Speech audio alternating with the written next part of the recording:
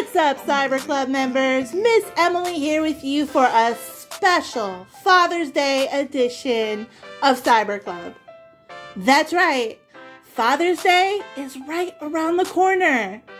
So here at Cyber Club, we've been hard at work coming up with fun stuff to do for and with your dad. And I have to say, I think we nailed it.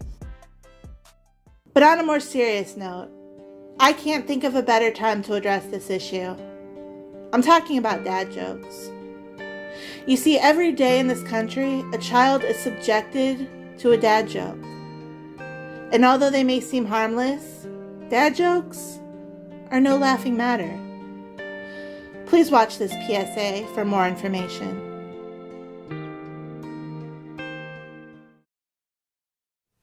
I told my dad Apple was coming out with a new smart car.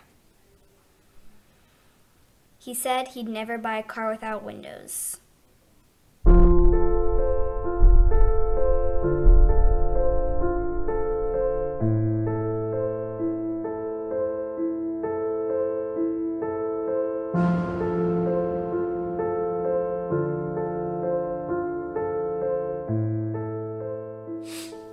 My dad asked me, "Do you know how to make a tissue dance?"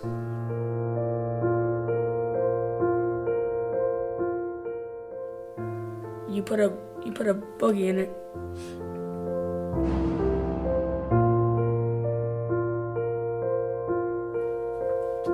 Is this where you want me? Yeah, that's perfect. My dad asked me if I heard about the new restaurant on the moon. He said, the food is great, but there is no atmosphere. Ugh.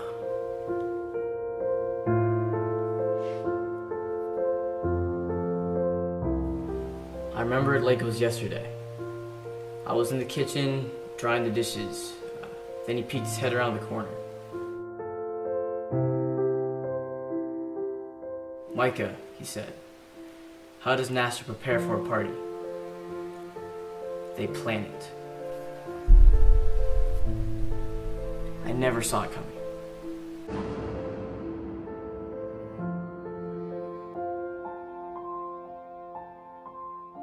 My father told me he put my grandma on speed dial. He called it Instagram.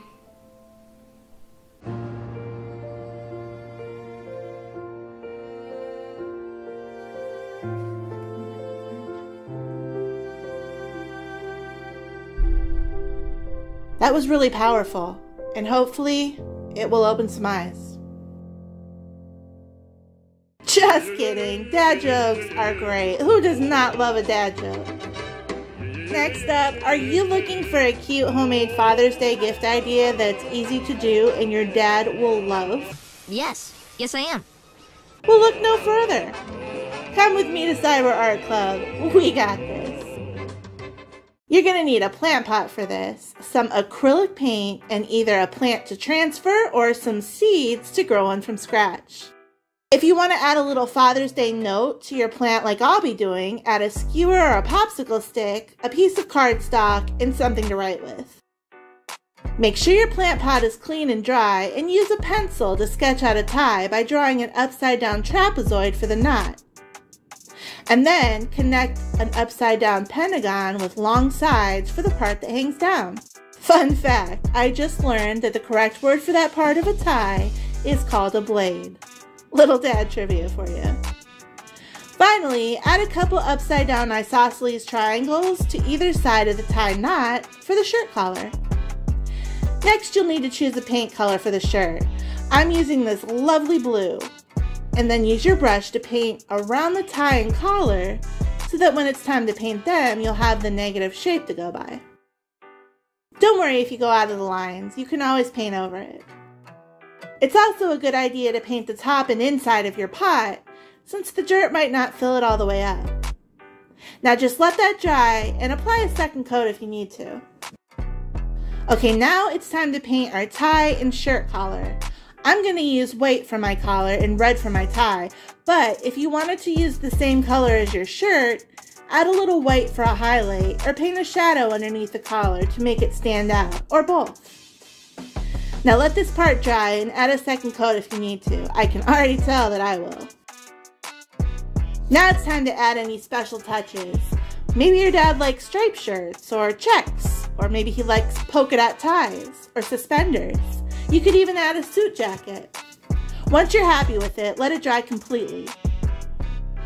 Now depending on what kind of plant you're using, you might want to add a coat of Mod Podge to make it a little bit more water resistant.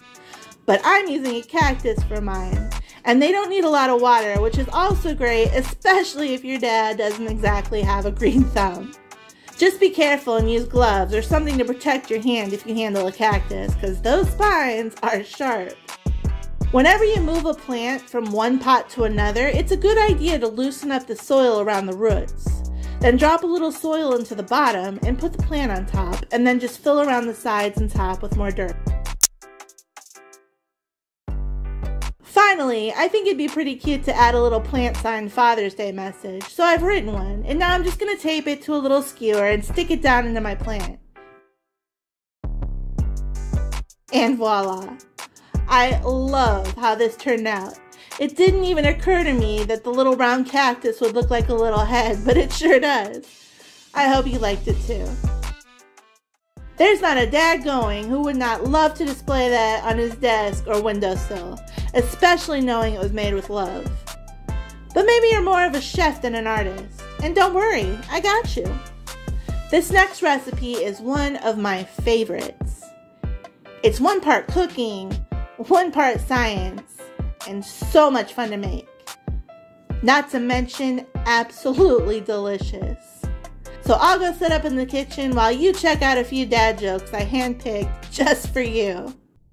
You know, a guy threw a gallon of milk at my head. How dare he?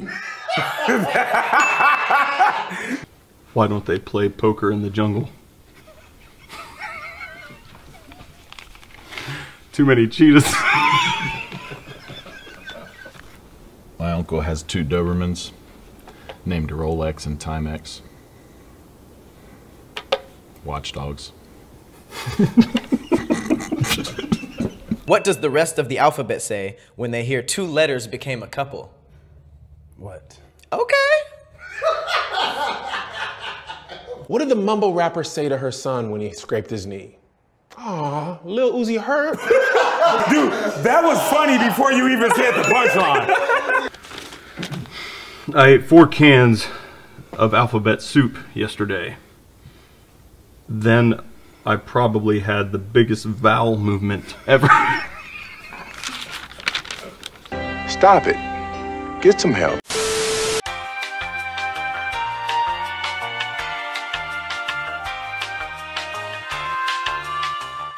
Alright, for this special Father's Day episode, we're going to make something called Hokey Pokey. My brother-in-law was addicted to the hokey pokey. It was a rough couple of years, but he turned himself around. It's time to stop! It's time to stop, okay? The recipe calls for 2 cups of sugar, 1/2 cup of light corn syrup, 1/3 cup of water, a teaspoon of sea salt, and a tablespoon of baking soda. It's really helpful to have a candy thermometer for this, and they're pretty cheap. I got mine for around $3. But I'll show you an alternative if you don't have one. You'll also need a large saucepan, a 9x9 baking dish, and some parchment paper to line it. And if you want to make it extra special, some chocolate to melt and coat your hokey pokey with. Oh, and most importantly, you'll definitely need a parent or guardian to help with this because we'll be using the stove in very, very high temperatures. So, this would be great to do with your dad. Alright, the first thing we want to do is prepare our baking dish and baking soda. Because once the candy reaches the right temperature, we're going to need to act fast. So just line your pan with the parchment paper and have your baking soda measured out and ready to go. Now, let's head to the stove. Pour your sugar, corn syrup, water, and salt into your large saucepan. Make sure you use one with plenty of room because this mixture will about triple in size before we're done. Now just combine the mixture and slowly bring it to a boil over medium heat. You might be tempted to crank up the heat, but because we need to boil this for a pretty long time to get it to the right temperature, you want to keep it at medium high, because if you've ever tasted and smelled burnt sugar, you know why. If you have a candy thermometer, check your mixture once it's boiled. We need it to reach 300 degrees Fahrenheit. This is called hard crack in candy makers terms because at this stage, once the sugar mixture cools, it'll be hard and crack apart like hard candy does. It takes quite a while to get it to that temperature, so be patient. The way to check if it's done without a thermometer is to take a glass of cold water and very, very carefully drop some of your mixture into the glass. If it hardens up and cracks apart like this, it's probably done. Now carefully remove your mixture from the heat, make sure to have something under the dish to protect your counter, and pour in your baking soda. Mix it well. You don't want baking soda clumps, but don't overmix it. Then carefully pour it into your pan. You don't want to spread it around or fuss with it. Just leave it be, or else you'll ruin the bubbles. Now just let it cool. Don't refrigerate it though, that'll also ruin the bubbles. A little later. Once it's completely cool, peel it away from the parchment paper and give it a little drop. And now you can see why it's called sponge or honeycomb candy.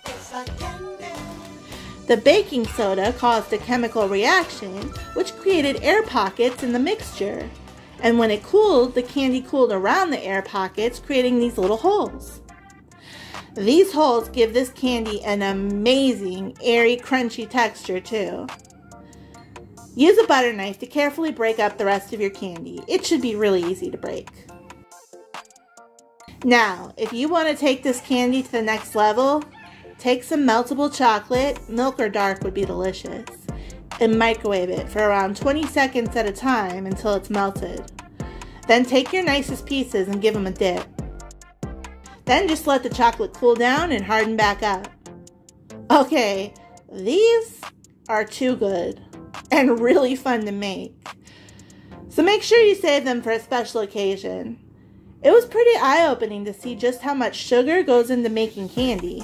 So make sure you enjoy it and all candy in moderation. It's supposed to be for your dad anyway. That candy has no right to be that good, and if you like a certain candy bar, you'll love these. Alright guys, that about wraps it up for me, but first, just like I said on the Mother's Day episode, maybe you won't be spending Father's Day with your dad, but that doesn't mean that you can't celebrate it with whoever it is in your life providing you with love and support. Because really, that's what these days are meant to celebrate anyway. Happy Father's Day to all your dads, and thanks for watching. I'll see you next time.